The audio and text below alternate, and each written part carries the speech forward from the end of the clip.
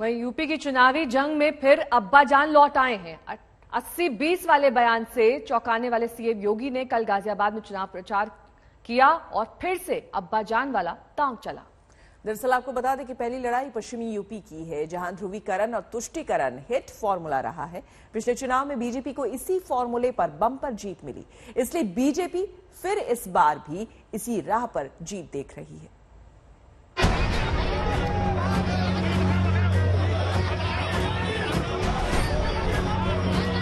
कुछ भी बोल दो, कहते हैं हम पुरानी पेंशन बहाल करेंगे।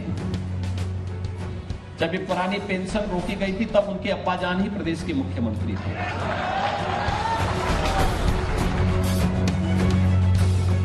भाजपा की सरकार बनी, योगी जी ने कानून और व्यवस्था को सुधारा है। हमें पलायन करने वाले पलायन कर गए।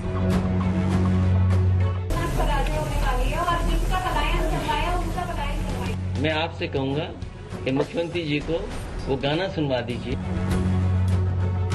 सपा की सरकार के समय तो यहाँ से पलायन होता था, आम जनता का भी, उद्योग का भी, व्यापारियों का भी। उत्तर प्रदेश की जनता बदलाव चाहती है और उत्तर प्रदेश की जनता एक झूठ बोलने वाली सरकार को हटाना चाहती है। यूपी में जंग तेज हो गई, नारे गूंजने लगे, घर घर तक नेताओं की टोली पहुंचने लगी। पहली जंग पश्चिमी यूपी में है, इसलिए सबसे ज्यादा चुनावी शोर यही है। सभी दलों ने जीत का परचम फहराने के लिए पूरी ताकत झोंक दी है। पश्चिमी यूपी में ध्रुवीकरण का इतिहास रहा है, फिर भला वर्तमान इससे कैसे दूर रहे। फिजा में फिर दंगा, पलायन, अब्बाजान और हिंदू मुसलमान जैसे शब्द तैरने लगे। चुनावी भाषण तो इसके बिना खत्म ही नहीं हो रहा। कल गाजियाबाद में घर घर प्रचार करने निकले सीएम योगी ने हुंकार भरी तो दंगा, पलायन से लेकर अब्बाजान तक पहुंच गए। मालूम नहीं कि उनको आना नहीं है, इसलिए कुछ भी बोल दो, कुछ भी बोल दो, कहते हैं हम पुरानी पेंशन बहाल करेंगे। जब ये पुरानी पेंशन रोकी गई थी तब उनके अब्बाजान ही प्रदेश के मुख्यमंत्री थे। पेशेवर माफिया और अपराधियों को सत्ता का संरक्षण दिया और फिर जो दंगों का सिलसिला शुरू हुआ प्रदेश के अंदर, वो थमने का नाम ही नहीं ले रहा था। वो तब थमा जब ये आहट हो गई कि क्या बीजेपी आने वाली है। चुनावी तारीख आते ही 80-20 फॉर्मूला वाला बयान देकर सीएम योगी ने बता दिया था कि यूपी में प्रचार का रुख क्या होगा। इसके बाद तो विकास बनाम हिंदू मुसलमान की जंग ही छिड़ गई। ये चुनाव 80 बनाम 20 का होगा। 80% समर्थन एक तरफ होगा, 20% दूसरी तरफ होगा और मुझे लगता 80% सकारात्मक ऊर्जा के साथ आगे बढ़ेंगे। 20% हमेशा विरोध किए हैं, विरोध करेंगे, लेकिन सत्ता बीजेपी की आएगी।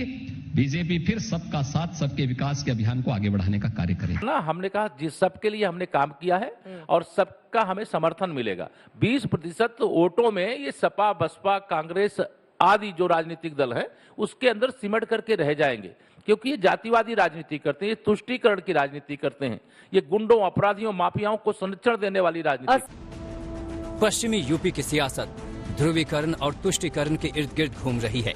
पिछले चुनाव में दंगा पलायन का दांव खूब चला, बीजेपी इस रेस में बाजी मार गई, उसे झोली भर भर कर सीटें मिली। इस बार भी जोर इसी पर है।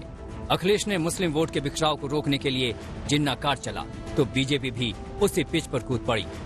राष्ट्रपिता महात्मा गांधी, जवाहरलाल नेहरू, जिन्ना एक ही संस्था में पढ़ करके बैरिस्टर बन करके आए थे, एक ही जगह पर पढ़ाई लिखाई की उन्होंने, वो बैरिस्टर बनी, उन्होंने आजादी दिलाई, उन्हें किसी भी तरीके से किसी का भी संघर्ष करना पड़ा हुआ तो वो पीछे नहीं। समाजवादी पार्टी को जब 2012 में सत्ता मिली तो समाजवादी पार्टी ने पहला निर्णय लिया था श्री राम जन्मभूमि पर आतंकी हमला करने वाले आतंकवादियों के मुकदमों को वापस लेने का।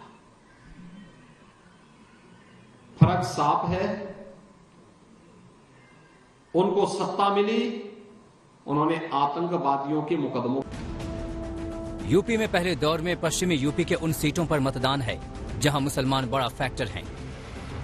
आंकड़ों पर गौर करें तो अलीगढ़ में 42.64%, मुजफ्फरनगर में 41.3%, मेरठ में 34.43%, हापुड़ में 32.12%, शामली में 28.1%, बागपत में 27.98%, गाजियाबाद में 25.35% और बुलंदशहर में 22.22% मुसलमान हैं।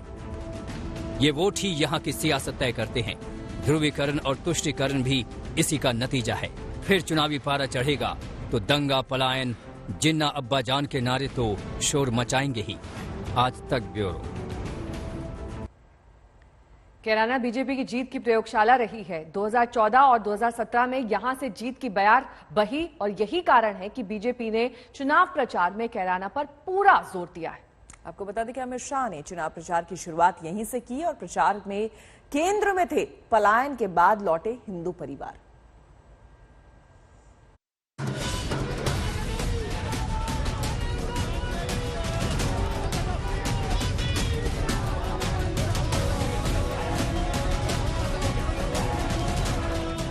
कैराना बीजेपी का हॉट फॉर्मूला रहा है। यही कारण है कि बीजेपी ने पश्चिम यूपी में फिर परचम लहराने के लिए इसी दांव पर भरोसा किया। अमित शाह ने चुनावी प्रचार का आगाज भी यहीं से किया। डोर टू डोर कैंपेन में अमित शाह ने उन्हीं दरवाजे को खटखटाया जो पलायन के बाद फिर से लौटे। यही कैराना है जहां पहले से लोग पलायन कर रहे। आज मैं जब राउंड लेने निकला, उन्होंने कहा मोदी जी की कृपा हो गई, भाजपा की सरकार बनी, योगी जी ने कानून और व्यवस्था को सुधारा है, हमें पलायन करने वाले पलायन कर गए। ये जो आत्मविश्वास उत्तर प्रदेश की जनता में मैं देख रहा हूं, मुझे लगता है कि आने वाले दिनों में उत्तर प्रदेश भारत का सबसे विकसित राज्य बनने जा रहा है। कैराना एक चुनावी सिंबल है जिसकी याद आते ही 2014 के वो पोस्टर याद आने लगते हैं। इन पोस्टरों का अब नामो निशान नहीं है। दीवारों पर लिखे अल्फाज भी मिट गए, लेकिन सियासी फिजा में ये अब भी तैर रहे हैं। बार बार उन्हें उकेरा जा रहा है, डर दिखाया जा रहा है। हमने जाति, मत, मजहब, क्षेत्र, भाषा के आधार पर शासन की योजनाओं में कोई भेदभाव नहीं किया, लेकिन हाँ, तुष्टीकरण भी नहीं होने दिया। पर्व और त्योहार शांतिपूर्ण तरीके से मनाने दिए गए, लेकिन सुरक्षा के साथ किसी को खिलवाड़ नहीं करने दिया गया। उनका जातिवादी सोच परिवार तक सीमित था।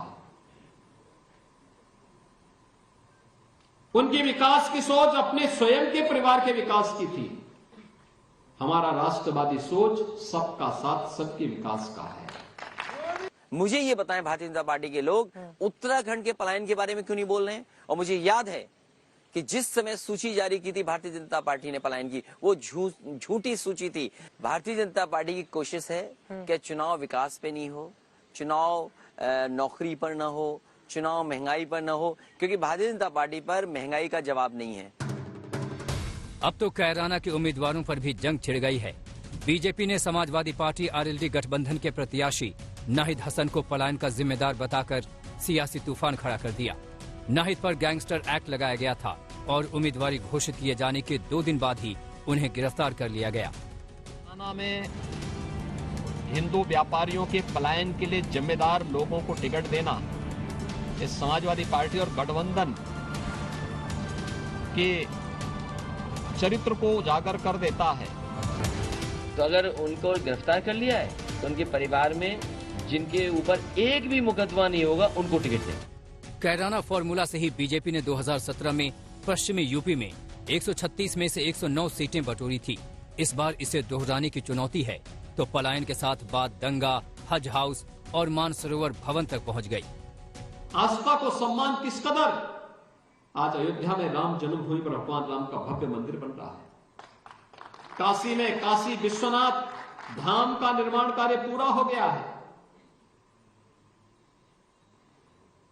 आपके गाजियाबाद में कैलाश मानसरोवर भवन का निर्माण हो गया है।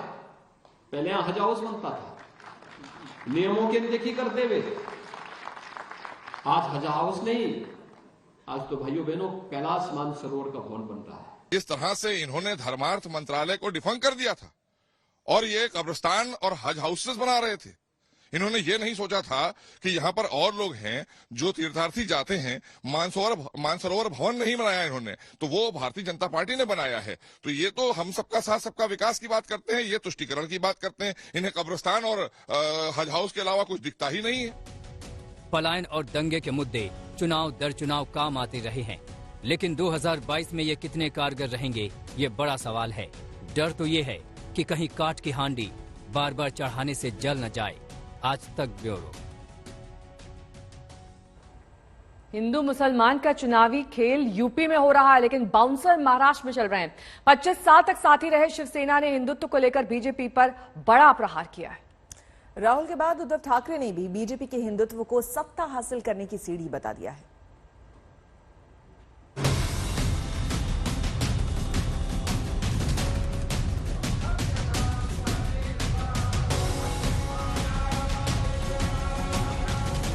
चुनाव यूपी में है, हिंदुत्व के दांव यूपी में चले जा रहे हैं। मंदिर मंदिर यूपी में हो रहा है।